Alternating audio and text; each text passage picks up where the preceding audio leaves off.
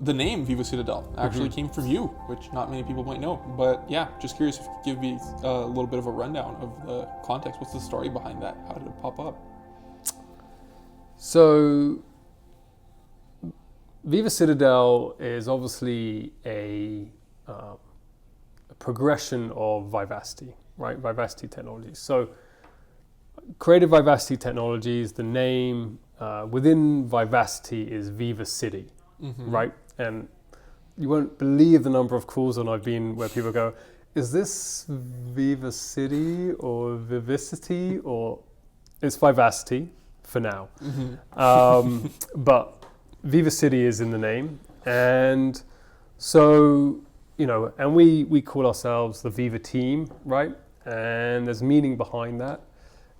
And VivaCitadel, as we're building out a product around cities and municipalities, we were looking at something that would represent, this idea of a central location that is secure, well managed, and a central point for, data and things of that nature.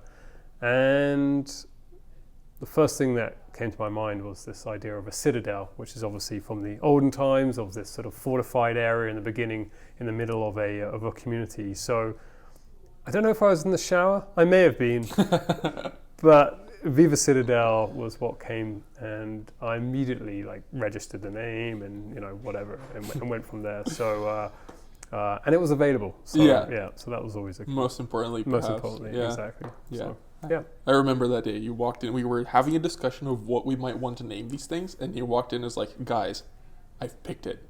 Domain is bought and everything. It is VivaCitadel. And that was a fun conversation. But I just love the symbolism behind it. And so, thanks for sharing more. No worries.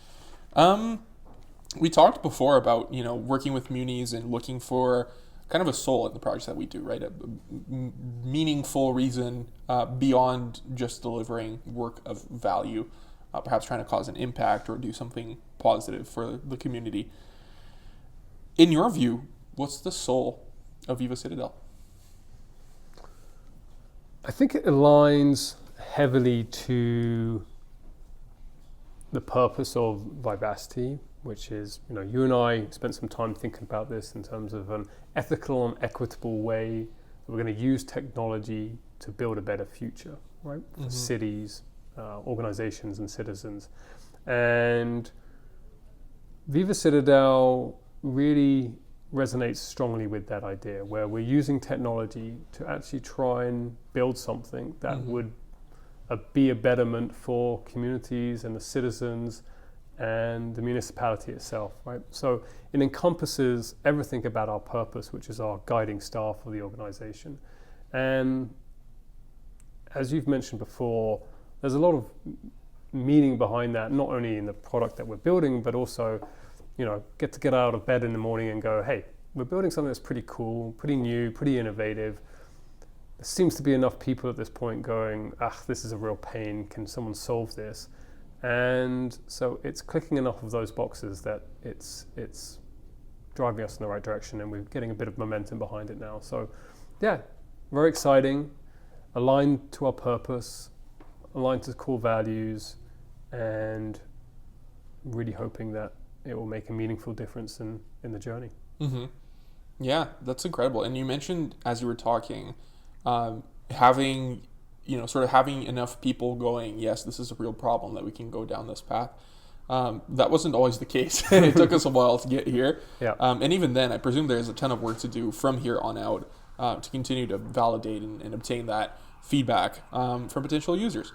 So I'm wondering if, looking back at this journey and where we are now, if you can spot some sort of aha moments that, indicated that this was something worthwhile or that we might have been on the right path. Mm-hmm. There are definitely a few, and I'll highlight a couple of them. I would say the initial one around us getting on a call with the city of Kelowna and presenting an idea about this sort of concept of even securing IoT devices, right, with public key infrastructure, and the director of IT there, Jazz Pablo, who we have a wonderful relationship with, and he's an innovator and just a incredibly gifted individual.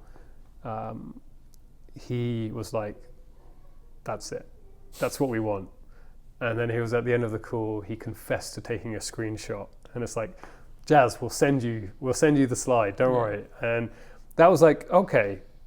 Like there's someone out there, a big city who's very innovative, trying to move the needle on a number of things around AI and chatbots and wonderful things. And they're willing to be on a call with us and go, hey, you guys actually might have something here. So that was sort of a first aha moment where it's like, okay, I think we can start working hard on this. The other area was around the demo we did to a number of municipalities earlier this year, in early June. And we were going down a path that we thought was, a decent path and one that we thought that would be interesting and compelling to a number of municipalities. And it ended up not being particularly compelling at all. And it was around this IoT, the sort of the idea of IoT being sort of the focal point of VivaCitadel. And that will be a problem in 3 to 5 years' time, but it's not a problem today. Yeah. And we're all about solving problems today. There's not this mythical aspect that might come down the line. So that was an aha moment. And I think it brought to light a couple of things. One of them is that product market fit gets talked about a lot, and it's incredibly hard to get right, especially when you're novices, a little like us. And, thankfully we did read that awesome book, The Mum Test, and it's taken us down this path of actually validating and trying to get people to stop being too nice to us. And now I think we're going down a much better journey. And I think we're just better at like swiping away the compliments and going, okay, but is this a real problem? And, how much money are you going to put towards solving this problem? Or is this something that might be solved in a couple of years' time? And that's been a really great process and interesting journey. So definitely. Yeah, I think after that demo, we probably also learned to lean a bit more into the hard questions and the uncomfortable things to ask, because ultimately it's those scary ones that kind of matter most, right? Like, hey, will you buy this? And if the answer is no, then it's like, oh, okay, it's great to know right now, and not after we spend several hundreds of thousands of dollars trying to build this thing. 100%, so. Yeah. That's awesome. Shifting gears slightly but still thinking about VivaCitadel and what we're building.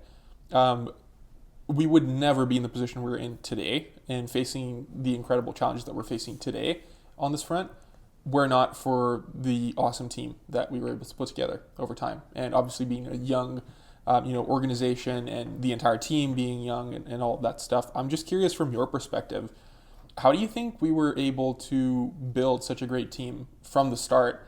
And, I guess 5 out of 8 of us are female and then 3 are male, and then 5 out of 8 of us are not originally from Canada as well. So it's a fairly diverse team and not something that you might see very often when you think of IT or more traditional organizations. So I'm curious from your perspective, how do you think we were able to do that from the start, and how do you weigh some of the pros and cons or the challenges and the, benefits of having such a diverse team?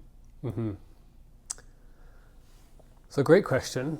And I mean, I probably have to thank my parents a lot, if I'm honest, about, hopefully making me somewhat well-rounded and not seeing, diversity as an issue, but more of a blessing. And there's not a shortage of information out there to collaborate that, that diversity is massively advantageous and coming from things from a different point of perspectives and views. So I've been very lucky in that sense that that's never really been an issue or even a question from my side.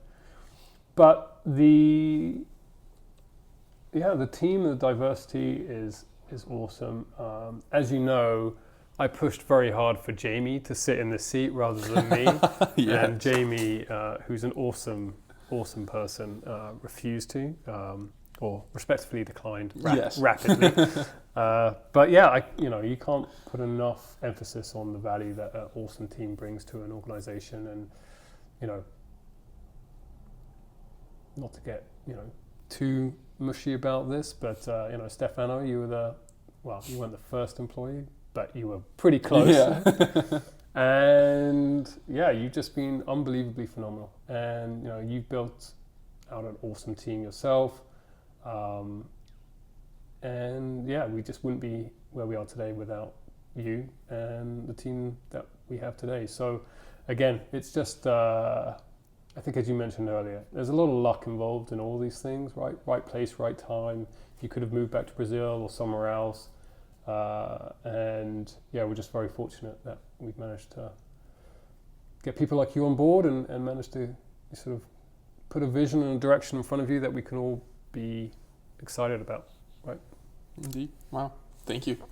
And we get to keep on paying you.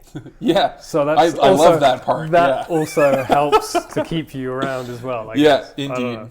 Yeah. So my probation's about to end, and then I start getting paid. Right? Exactly. Oh man, this is going to be so good. It's going to be a tough conversation, but you might pass. You might pass. Oh, fingers crossed. Yeah.